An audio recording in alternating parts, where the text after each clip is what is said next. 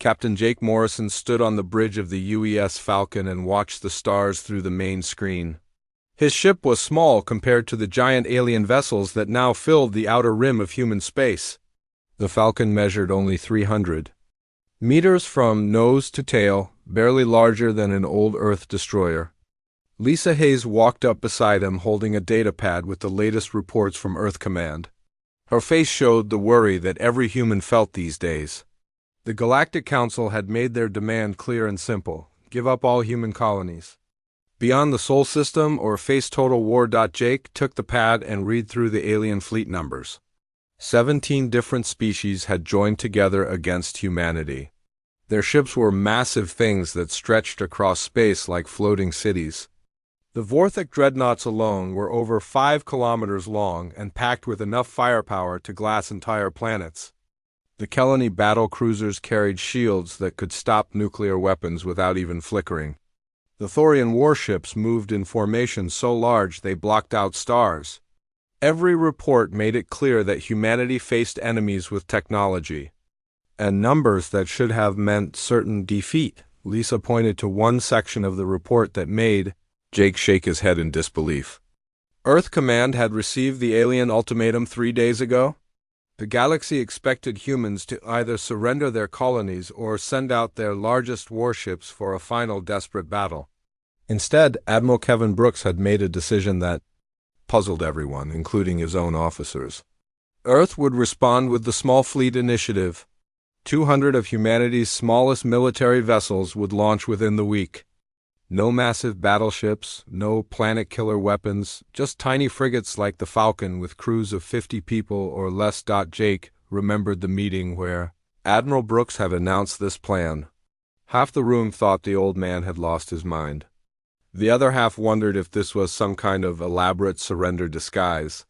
How could ships that barely qualified as patrol boats stand against an armada of alien superweapons? Even Jake had his doubts, though he kept them to himself. He had served under Brooks for 10 years and learned to trust the Admiral's unusual thinking. Brooks had a way of seeing solutions that others missed, but this seemed impossible even for him. The communication system crackled to life and brought Jake back to the present moment. Lieutenant Commander Sam Parker's voice came through from the UES Hornet, another frigate in their small battle group. Sam reported that his ship was ready to jump to the Kepler system where the first alien fleet waited. 12 human frigates would make the initial contact with over 300 enemy vessels. The odds made no sense to anyone who understood space warfare. Jake wondered if they were all about to die for nothing more than human pride. Lisa moved to the navigation station and began plotting their jump coordinates. She had been Jake's second officer for 3 years and never questioned his orders. But he could see the uncertainty in her movements. Every person on the bridge knew they were heading into what looked like certain death. The alien commanders had already sent messages to Earth describing how they would crush the tiny human fleet in minutes. Some of the more arrogant species had even started broadcasting their victory celebrations early. Jake walked over to the tactical station where Chief Petty Officer Maria Santos was running final checks on their weapons systems. The Falcon carried standard human armaments that seemed almost primitive compared to alien technology. Railguns that fired metal slugs, missile launchers with conventional warheads, and point defense lasers that could barely scratch alien armor plating. Maria looked up at him with eyes that asked the same question everyone was thinking.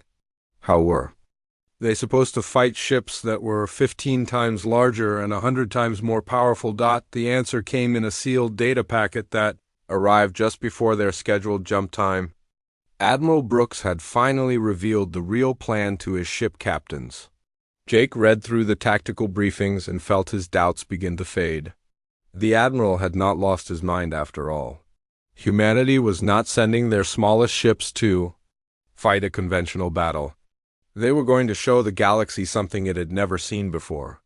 Earth's naval tradition came from oceans where tiny submarines could sink massive surface ships. Speed, stealth, and surprise had always been more important than size and armor. Jake closed the data packet and looked around his bridge crew.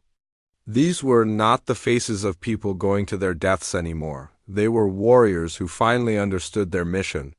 The galaxy expected humans to fight like every other species, ship against ship in massive formations. Instead, they would fight like sharks in deep water, striking fast and disappearing before their enemies could respond. The alien fleets were about to learn why Earth's smallest ships were actually humanity's most dangerous weapons. The war was about to begin, and the galaxy had no idea what was coming for them. Lieutenant Commander Sam Parker watched the Kepler system grow larger on his main screen as the UES Hornet dropped out of faster-than-light travel. 11 other human frigates appeared around him in perfect formation, their small hulls barely visible against the massive alien fleet that waited ahead. The Vorthek Third Fleet had arranged itself in the traditional battle line that every species in the galaxy used for major engagements. 300 enormous ships stretched across space in a wall of metal and energy shields that seemed impossible to break through. Admiral Zektar commanded the alien force from his flagship, a dreadnought so large it had its own gravity field.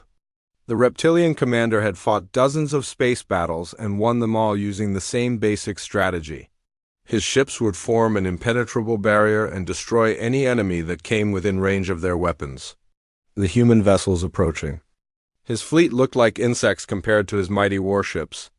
Zektar had already prepared his victory message for the Galactic Council. This battle would be over in minutes. Sam received the attack signal from Jake Morrison aboard the Falcon and immediately began the maneuver that would change galactic warfare forever. Instead of flying straight toward the alien battle line like every other species would do, the human frigates split into 4 groups of 3 ships each.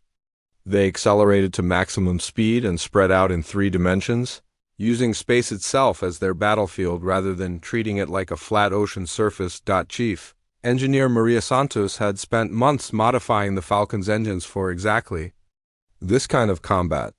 While alien ships moved in predictable patterns that stayed on the same level, human vessels could dive below enemy formations or climb above them at angles that confused alien targeting systems. The modifications allowed incredibly tight turns and sudden direction changes that would crush the crew of larger vessels. Human ships were small enough and tough enough to handle maneuvers that were impossible for massive alien dreadnoughts. The first group of human frigates, led by Lieutenant Amy Rodriguez in the Uzi Phantom, attacked from directly below the alien formation. They appeared under the Vorthek ships like sharks rising from deep water and concentrated all their firepower on a single enemy dreadnought. The alien vessel was designed to fight enemies approaching from the front or sides, not from underneath where its armor was thinnest.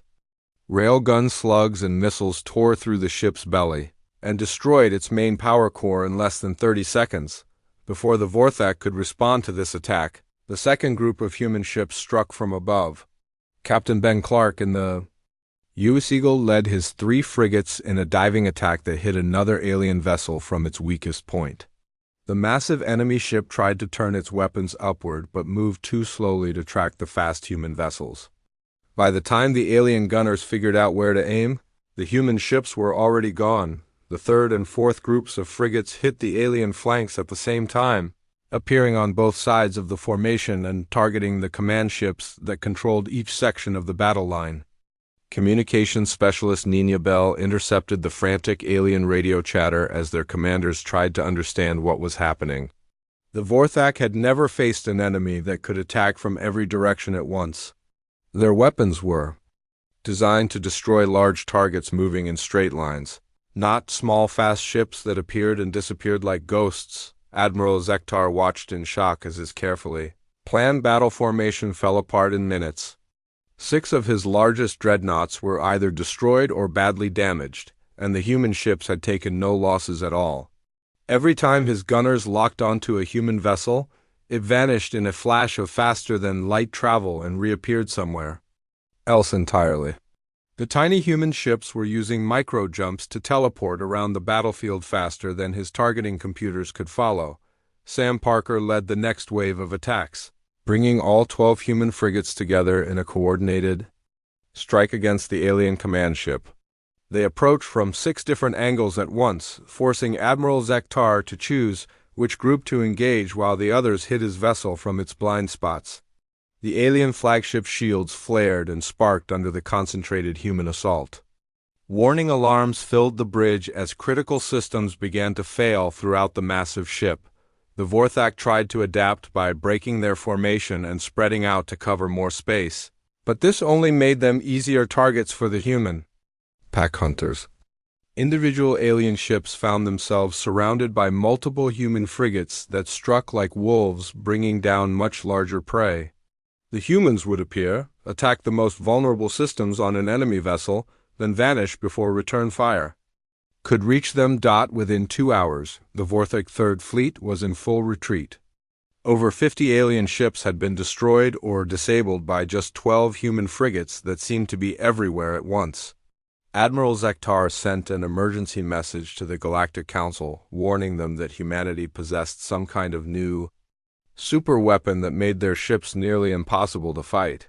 He did not understand that the weapon was not technology but tactics, the application of lessons learned in Earth's oceans where small fast predators had always ruled over large slow giants. News of the battle spread through the galaxy faster than the retreating alien ships could carry it. Every species that had joined the alliance against humanity began to question whether their massive fleets were actually as powerful as they had always believed. Earth's smallest ships had just proven that size and firepower meant nothing against an enemy that refused to fight by the established rules of galactic warfare. Captain Amy Rodriguez guided the UES Phantom through the outer edge of the Vorthak home system, her ship invisible to every sensor array that surrounded the heavily defended core worlds. The experimental cloaking device that Chief Engineer Ben Clark had installed made the small frigate appear no different from the countless asteroids and debris that drifted through space. Even if alien scanners detected something, they would dismiss it as natural cosmic junk rather than an enemy warship. The mission was unlike anything attempted in galactic history. While the rest of humanity's small fleet engaged alien forces on the frontier, Amy's ship had traveled deep into enemy territory to prove that nowhere was beyond Earth's reach. The Galactic Council believed their core systems were absolutely safe behind layers of defense platforms, orbital fortresses, and patrol fleets. They were about to learn how wrong they were. Intelligence Officer Nina Bell sat at her station monitoring alien communications, while the Phantom drifted past a massive Vorthak space station. The structure was larger than most human cities and bristled with enough weapons to destroy an entire fleet. Hundreds of alien warships patrolled the area in carefully planned patterns that should have made infiltration impossible. None of them noticed the small human vessel that moved silently between them like a ghost. Ben Clark made constant adjustments to the cloaking system as they approached their first target.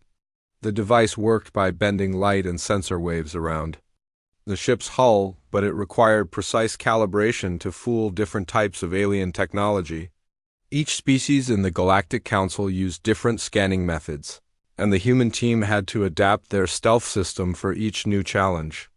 They encountered. The Phantom reached the inner system where the Vorthak kept their most important military installations. Amy maneuvered her ship close to a communications relay that handled message traffic for the entire sector. The aliens had built the relay inside an asteroid field, thinking the natural obstacles would protect it from attack. They never considered that the same obstacles would hide an enemy ship while it planted monitoring devices throughout their network. Lieutenant Paul Davis led the technical team that installed the surveillance equipment. Working in spacesuits, they attached tiny transmitters to the alien hardware that would intercept and record every message passing through the system. The devices were smaller than coins and powered by the relay's own energy systems, making them nearly impossible to detect. Within hours, Earth would have access to the most secret Vorthak military communications. Communications specialist Ellen Wright coordinated similar operations throughout the system as the Phantom visited target after target. They planted listening devices in government facilities, military bases, and fleet command centers. Each installation gave Earth's intelligence services access to another piece of the alien war machine. The information flowing back to human commanders would reveal enemy plans, troop movements, and strategic weaknesses that could be exploited in future battles. The breakthrough came when Nina intercepted an emergency session of the Vorthak High Command. The alien leaders were meeting to discuss the disaster at Kepler and plan their response to humanity's unexpected tactics. Amy listened to the translated conversation and realized that the psychological impact of their mission was already working. The Vorthak commanders were arguing about whether to continue their offensive against human colonies or pull their fleets back to defend their own territory. Admiral Zektar's report to his superiors painted a picture of human capabilities that terrified the alien leadership. He described ships that could appear and disappear at will, weapons that struck from impossible angles, and tactics that made traditional fleet formations useless. The Vorthak had built their entire military strategy around the assumption that bigger ships with more powerful weapons would always win. Now they faced an enemy that made their advantages meaningless. The panic spread beyond military circles as news of human victories reached civilian populations throughout the galaxy. Species that had never feared anything suddenly worried about tiny human ships appearing in their home systems without warning. Trade routes that had operated safely for centuries were abandoned as merchant vessels refused to travel through areas where Earth's frigates might be lurking. The galactic economy began to slow down as fear of humanity's reach paralyzed normal commerce. Amy received orders to expand the Ghost Protocol to other alien home systems. Over the following weeks, the Phantom visited the core worlds of every species in the Anti-Human Alliance. Each successful infiltration proved that Earth's small ships could go anywhere and strike at will. The psychological warfare was more effective than any conventional battle could have been. The Kelani Empire recalled half their fleet from the front lines to guard their industrial worlds. The Thorian Republic canceled planned offensives to protect their capital system. The Zephyrian Confederation withdrew from the alliance entirely rather than risk having human ships appear in their territory. Each species that pulled back weakened the overall alien coalition and gave humanity breathing room to prepare for the next phase of the war. Intelligence reports flowing back to Earth revealed the true extent of the alien panic. Military commanders throughout the galaxy were requesting additional ships to patrol their home systems.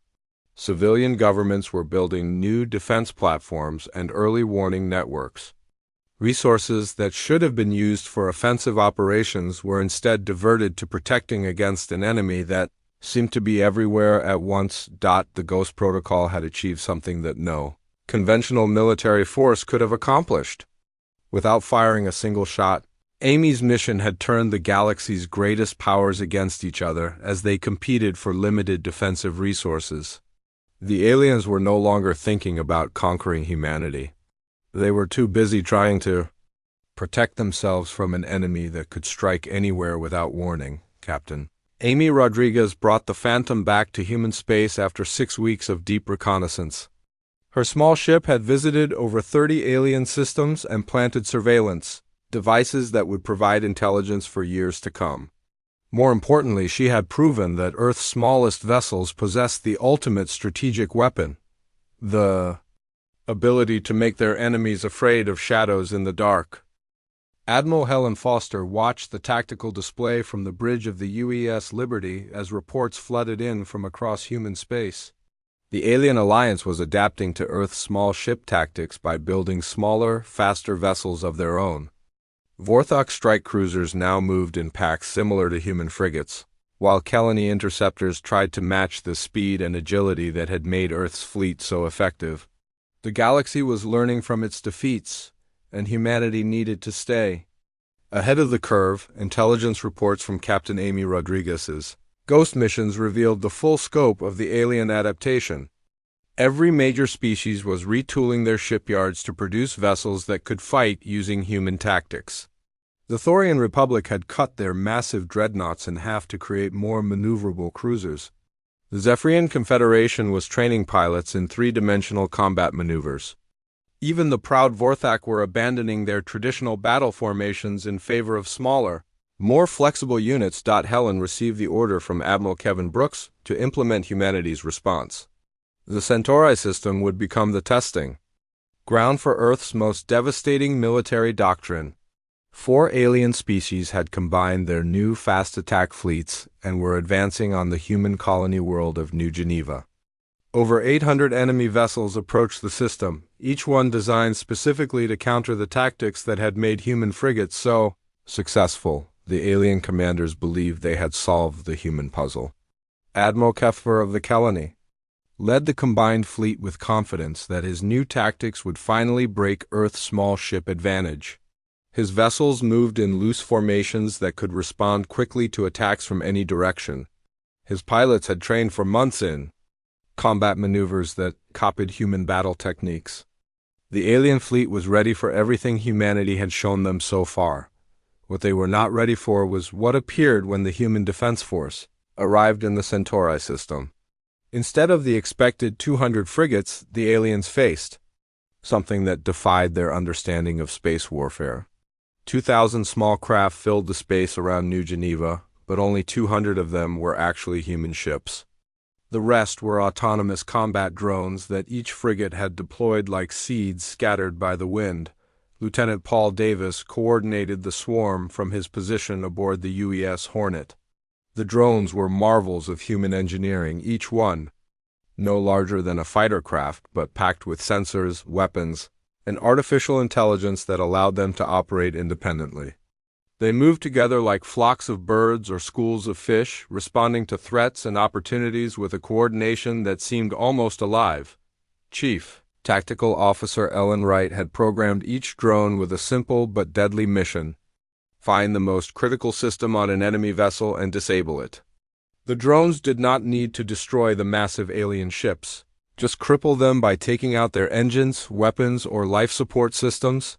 This approach required precision rather than raw firepower, and the small autonomous craft were perfect for the job. The battle began when Admiral Keffer ordered his fleet to advance in the new flexible formations that were supposed to counter human tactics. The alien ships spread out across a wide front and approached New Geneva from multiple directions at once.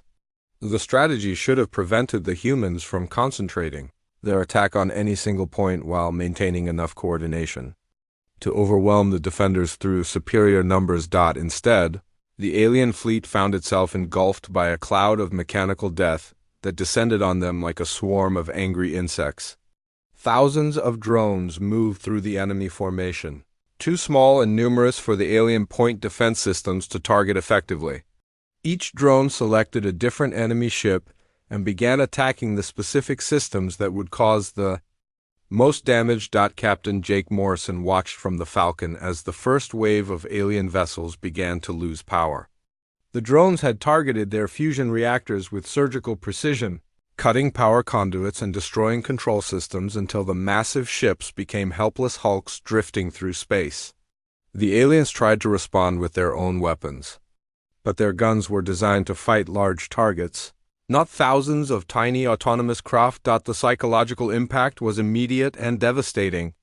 Alien crews found themselves trapped inside their own ships as life support systems failed and emergency lighting cast eerie shadows through dark corridors. The drones did not kill unless attacked directly, but they turned the most advanced warships in the galaxy into floating prisons for their own crews. The aliens could do nothing but send distress signals and hope for rescue. Admiral Keffer tried to rally his forces by concentrating them into tighter formations, but this only made them easier targets for the drone swarms. The autonomous craft adapted their tactics in real time, learning from each engagement and sharing information with their companions through quantum communication links. They moved with an intelligence that seemed to anticipate alien responses before the enemy commanders even gave their orders. Communications Specialist Maria Santos intercepted the panic spreading through the alien fleet as ship after ship reported critical system failures. The enemy had expected to fight 200 human frigates using conventional weapons and tactics. Instead, they faced an enemy that had multiplied itself into a force that seemed infinite and unstoppable. Traditional military thinking had no answer for combat drones that could think and adapt faster than organic crews. The battle lasted only 4 hours, But by the end, over 700 alien vessels floated helpless in space around New Geneva. Their crews were alive but trapped inside ships that no longer responded to commands.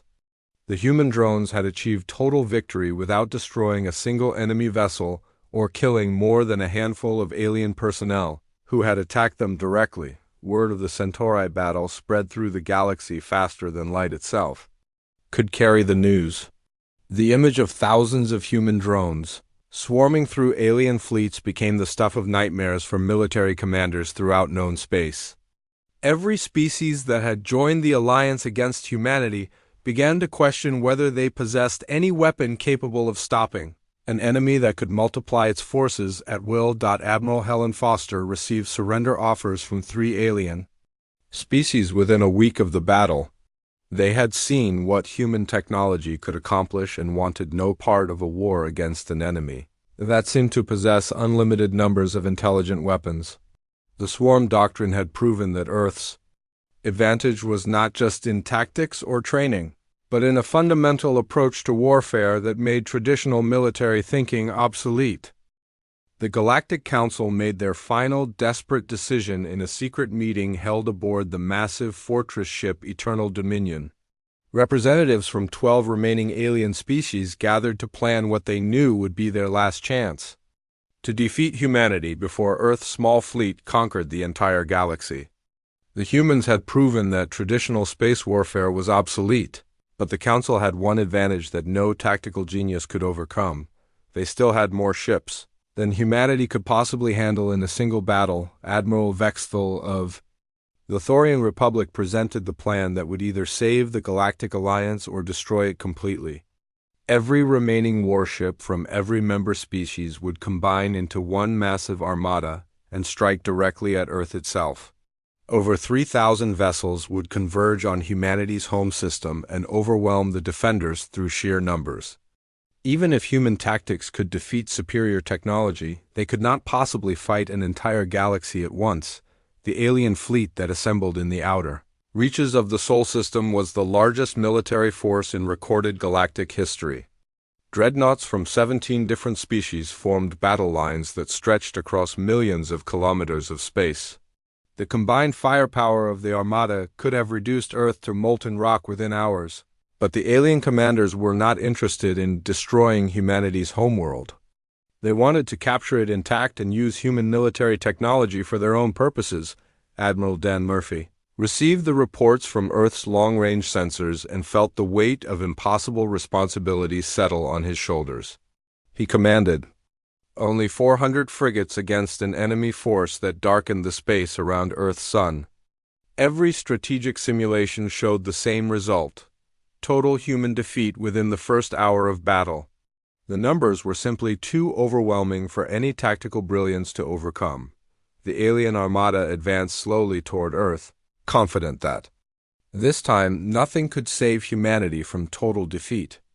Admiral Vexthal had learned from previous battles and kept his ships spread out to prevent the humans from concentrating their attack on any single formation. The aliens moved in multiple waves that would hit Earth's defenders from every possible angle while maintaining enough separation to avoid the drone swarms that had been so effective in previous engagements. Captain Rob Turner commanded Earth's orbital defense platforms and watched the enemy fleet approach with growing desperation. The platforms were powerful but few in number, designed to handle small raiding forces rather than massive invasions. Even with full support from Earth's ground-based weapons, the defenders could not hope to stop 3,000 enemy warships from reaching the planet's surface. The breakthrough came from an unexpected source.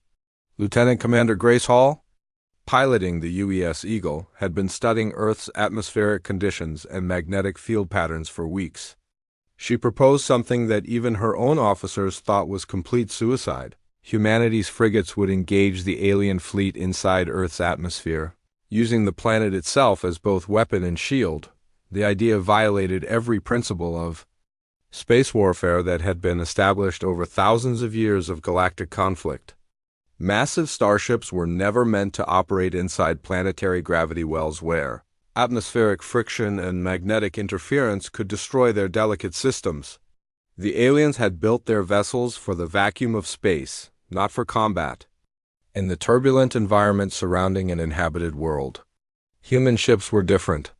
Earth's frigates had been designed from the beginning to operate in both space and atmosphere, a requirement that came from humanity's need to defend planets that lacked orbital facilities.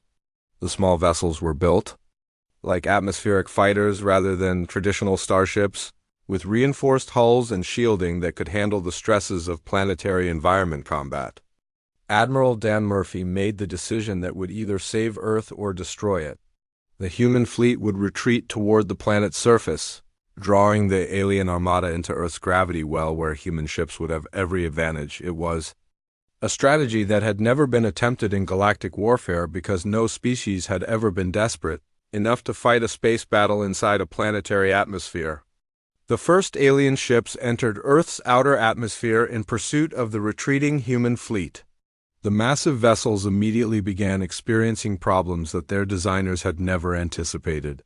Atmospheric friction heated their hulls to dangerous temperatures while Earth's magnetic field interfered with their navigation and targeting systems. The aliens found their weapons becoming less accurate as charged particle beams were deflected by the planet's natural defenses. Captain Jake Morrison led the human counterattack as the alien ships struggled with conditions they had never faced before. The frigates darted through Earth's upper atmosphere like dolphins playing in ocean waves, using air currents and magnetic fields to enhance their maneuverability. The small human vessels could make turns and accelerations that would have torn larger ships apart under the stress of atmospheric flight.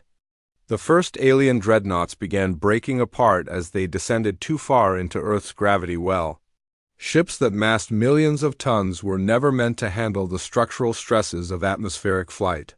Their hulls cracked under pressures that human frigates shrugged off without difficulty.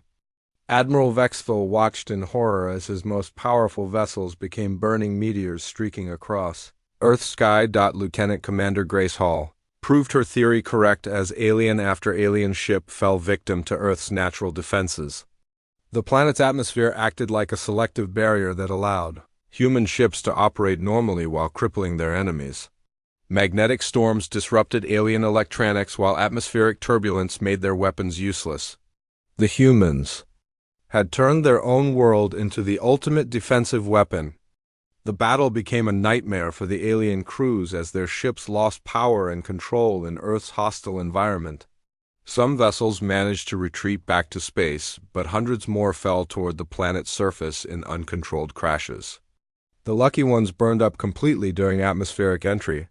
The unlucky ones survived long enough to impact in the oceans or remote wilderness areas, where human rescue teams would eventually find their survivors. Admiral Vexthal ordered a full retreat when he realized that his massive armada was being destroyed by the planet itself rather than by human weapons. Less than half of the ships managed to escape Earth's gravity well, and most of those were damaged beyond immediate repair. The largest military force in galactic history had been defeated by 400 small frigates and the natural environment of a single world. News of the failed invasion spread through the galaxy like wildfire. The alien alliance that had seemed so powerful just days before collapsed completely as member species scrambled to make peace with humanity before Earth's terrible frigates appeared in their own star systems. The galaxy had learned that fighting humans meant fighting an enemy that could turn any environment into a weapon and any disadvantage into a victory. 6 months after the failed invasion of Earth, the galaxy looked nothing like it had before humanity's small fleet changed the rules of warfare forever. The great galactic council that had ruled known space for over 1,000 years had collapsed. When its member species realized they could no longer protect each other from an enemy that treated size and power as weaknesses rather than strengths. Trade routes that had carried goods between worlds for centuries now avoided any system where human ships might be patrolling. Admiral Jake Morrison stood in the observation deck of Luna Station and watched alien diplomatic vessels arrive one after another like a parade of former enemies seeking forgiveness. The ships were smaller than the massive dreadnoughts that had once threatened Earth, but they carried something far more valuable than weapons, surrender agreements and peace treaties. from every species that had dared to challenge humanity's right to exist among the stars. The Vorthek delegation had been the first to arrive, led by Admiral Diktar himself in a gesture of respect that shocked the diplomatic community. The proud reptilian warrior who had once commanded fleets of world killer ships now came hat in hand to negotiate terms with the humans he had dismissed as primitive insects. His scaled features showed the strain of leading a species that had gone from galactic superpower to defeated supplicant in less than a year. Commander Lisa Hayes served as Earth's new chief diplomatic officer, a role that required her to explain to confused alien representatives why humanity's peace terms were so surprisingly reasonable. The truth was simple but difficult for galactic powers to understand. Humans had never wanted to conquer anyone. They had fought only to survive and grow in peace, not to build an empire or dominate other species. Now that their survival was assured, they preferred building relationships to burning worlds. The Kalani Empire sent Princess Villana as their representative, marking the first time in their history that royal blood had been risked in direct negotiations with a former enemy.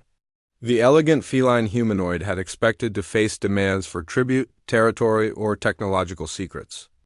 Instead, she found herself discussing trade agreements and cultural exchange programs with humans who seemed more interested in learning about Kalani art than claiming their industrial worlds. Admiral Kevin Brooks addressed the assembled alien diplomats in Luna Station's main conference chamber, explaining Earth's vision for the new galactic order. Humanity would not seek to replace the old council with human rule, but instead wanted to establish a more democratic system where smaller species had real voices in galactic affairs. The humans had proven they could destroy any fleet sent against them, but they chose to use their military advantage to create peace rather than conquest. The psychological transformation was as important as the political changes sweeping through known space. Species that had built their entire identities around military might and territorial expansion suddenly found themselves questioning the basic assumptions of galactic civilization. If humans could defeat vastly superior forces through superior thinking rather than superior firepower, then perhaps the old ways of doing things were fundamentally wrong. Captain Amy Rodriguez continued to command the UES Phantom on reconnaissance missions, but now her ship carried diplomats and trade negotiators rather than spy equipment. The same stealth technology that had once allowed her to plant surveillance devices in alien systems now enabled her to establish secret communication channels between species that had been enemies for centuries. The galaxy was slowly learning that cooperation could be more profitable than conflict. The Thorian Republic underwent the most dramatic transformation of any former enemy state. Their military caste system that had dominated society for millennia crumbled when it became obvious that traditional warriors were obsolete in the age of human small ship tactics. Young Thorians began studying human military philosophy and engineering principles, leading to a cultural revolution that emphasized innovation over tradition. Lieutenant Commander Sam Parker found himself training alien pilots in three-dimensional combat maneuvers aboard human frigates that had been specially modified for multi-species crews. The irony was not lost on him that former enemies now begged to learn the tactics that had defeated them so thoroughly. Human combat techniques became the new standard throughout the galaxy as every species tried to adapt their militaries to the realities of modern warfare. The economic effects of the new order spread far beyond military affairs. Human technology that had seemed primitive by galactic standards suddenly became incredibly valuable when other species realized that simple, robust designs often worked better than complex, delicate systems. Earth's manufacturing techniques that emphasized flexibility and rapid adaptation found eager customers throughout known space. Trade agreements signed on Luna Station created the framework for a galactic economy based on cooperation rather than domination. Species that had once competed for resources and territory now found it more profitable to specialize in their natural strengths and trade with others. The Vorthak became master shipbuilders using human design principles, while the Kalani developed new communication technologies that connected distant worlds more efficiently than ever before. Captain Ben Clark led the technical teams that shared selected human technologies with former enemies, carefully choosing innovations that would improve galactic civilization without compromising Earth's military advantages. The humans were generous with knowledge that could help other species improve their lives, but they kept their most advanced military secrets locked away in case peaceful cooperation ever broke down. The greatest change was in the way the galaxy thought about conflict itself. For thousands of years, interstellar wars had been decided by which side could build the biggest ships with the most powerful weapons. Humanity had proven that intelligence, adaptability, and unconventional thinking were more important than raw strength. Military academies throughout known space began teaching human tactical philosophy alongside traditional subjects. Admiral Jake Morrison received daily reports of human patrol frigates being welcomed in star systems where they would once have been attacked on sight. The same tiny ships that had terrorized alien fleets now served as symbols of the new galactic order where cooperation was stronger than conquest. Earth's smallest fleet had become the most respected force in known space, not through fear alone, but through the promise that they would use their power to protect rather than exploit. The galaxy had learned the most important lesson in its history. The species with the smallest ships had won the greatest victory not by becoming conquerors, but by proving that there was always a better way to fight than the way things had always been done before. Humanity's gift to the stars was not just superior tactics or advanced technology, but a new way of thinking about what it meant to be strong.